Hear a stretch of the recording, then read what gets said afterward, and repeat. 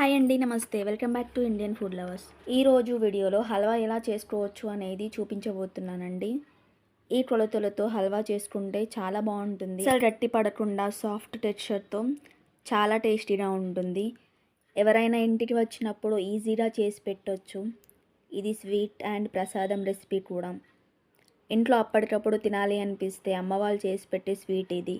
So ఇప్పుడు మీరు మీ చేతితో చేసి మీ అమ్మగారికి పెట్టండి, చాలా హ్యాపీగా ఫీల్ అవుతారు. ఎంత తిన్నా తినాలి అనిపించే అటువంటి హల్వా రెసిపీని స్టార్ట్ చేసేద్దాం. ఈ హల్వా చేసుకోవడం కోసం స్టవ్ మీద ప్యాన్ని పెట్టుకోండి. ప్యాన్లో 4 టీ స్పూన్స్ వరకు నెయ్యి వేసుకోండి.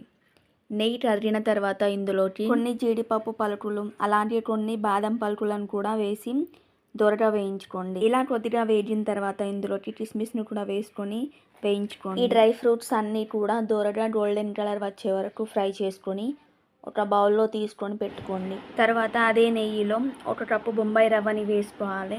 మంటని లో ఫ్లేమ్లోనే పెట్టుకొని లైట్గా గోల్డెన్ కలర్ వచ్చే వరకు ఫ్రై చేసుకోవాలి. ఇప్పుడు రవ్వ అనేది లైట్గా కలర్ చేంజ్ అయ్యి ఉంటుంది. ఇప్పుడు ఇందులోకి ఏ కప్పుతో అయితే రవ్వ తీసుకుంటామో అదే కప్పుతో 3 కప్పుల నీళ్ళని కొద్దిగా పోసుకోండి. రవ్వని నెయ్యిలో వేయించాం కాబట్టి రవ్వ అనేది పర్ఫెక్ట్గా వేగింది. నీళ్ళు వేసిన తర్వాత ఉండలు కట్టకుండా చక్కగా స్మూత్గా మెల్ట్ అయిపోతుంది.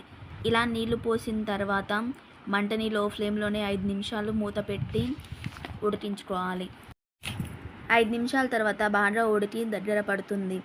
ఇప్పుడు ఇందులోకి 1 కప్ షుగర్ వేసుకొని బాగా కలుపుకోవాలి. షుగర్ కరిగే వరకు కలుపుతూ ఉండాలి. ముందు షుగర్ అంతా కరిగి ఇలా పల్చగా అవుతుంది. దీన్ని కంటిన్యూగా కలుపుతూ ఉంటే ఇలా గట్టిగా దగ్గర పడుతుంది. కావాలి అంటే మీరు షుగర్ ప్లేస్లో బెల్లమైనా వేసుకోవచ్చు.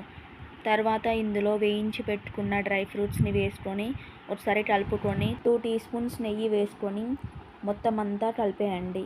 కన్సిస్టెన్సీ ఇలా వచ్చిన తర్వాత స్టవ్ ఆఫ్ చేసేసి పక్కకు పెట్టేసుకుంటే super tasty mouth melting halwa ready అయిపోతుంది. ఈ వీడియో మీకు నచ్చితే లైక్ చేసి సపోర్ట్ చేయండి. అలాగే ఛానల్ని సబ్స్క్రైబ్ చేసుకోండి. Thank you for watching.